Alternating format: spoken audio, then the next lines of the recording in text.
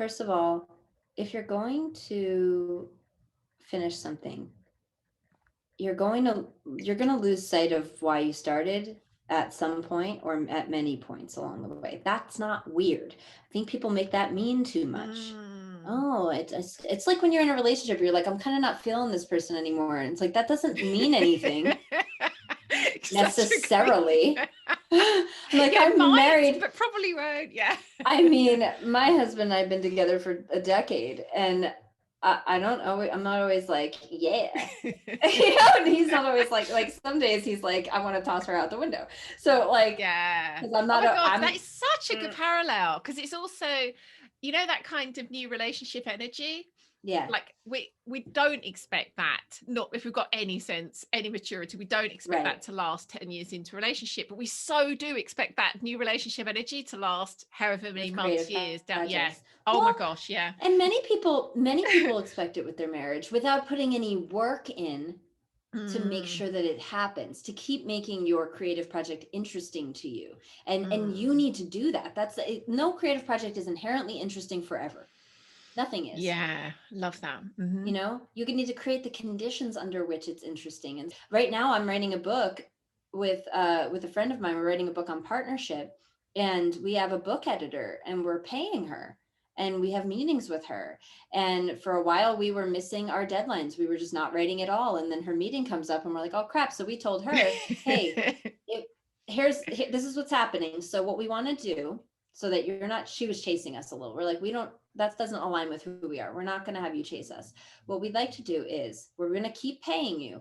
And if we get to a meeting and we haven't written 24 hours in advance, we lose that call. Like we Mm. completely lose it. We don't get our money refunded. We don't get a reschedule. We lose it. So the first time it happened, we woke up on the day of and I was like, Mark, we didn't write. I think we have to take our consequence. So I emailed her. I'm like, hey, Amanda, we didn't write. So congratulations, you get a free hour and free money. And she's like, is there anything you need in the next 2 weeks? And we were like, dude, no, like we needed this consequence. That's what we needed in order to like just shock you back into, oh, I was not making that a priority. And I said I would, and I didn't. And I think too, Lian, that I do believe in the creative flow and like letting things come as they may and all of that.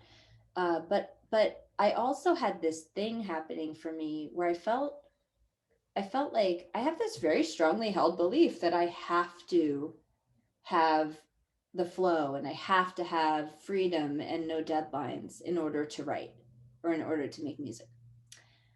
I don't know if that's true. I think I have a belief that I'm holding about myself and about the world that is not accurate, and I want to challenge it. So I'm Mm. going to put this accountability structure in place because I want to challenge something about me. It's not about the Mm. writing, it's not about the creative output. It's because I have this thing with me that I want to work through. A what for, if you will, which is why Mm. people talk about this elusive what for thing. And it's like, it's self-created. It doesn't exist outside. It's not like I'm going to go find my what for. You create a what for over here for why you would. And I think it's got to be rooted in some sort of growth for yourself. At least, I Mm. mean, maybe that's just the water I swim in. So that's the only way I look at it. But that's what drove me. It wasn't the writing. So even on the days when the writing felt hard and I didn't like what I was writing, I would remind myself, I'm not doing this for the good of the writing, even though that will come because it's just a natural occurrence of writing Yes. consistently. It's like it's just going to get better. That's all that's going to happen from the practice.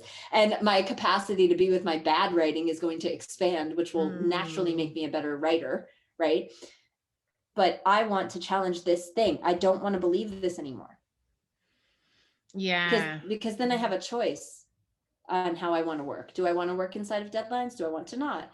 And I get to empower that choice and not be constantly judging myself for my own creative process. Yeah, I really love that. I really love that. It's so interesting how we can understand the power in having that kind of a fresh, that freedom of relationship, being able to create that in the way that we choose. and we can see it everywhere, and then we'll have this kind of holy grail. It doesn't apply here. Like, my creativity is just my creativity. There's no relationship here. I've got no beliefs around it. It's hilarious, isn't it? Like, even it doesn't matter how much work we've done, we have these places where, like, no, this, everything I know about how life's done applies everywhere but this. Totally. Yeah, love that.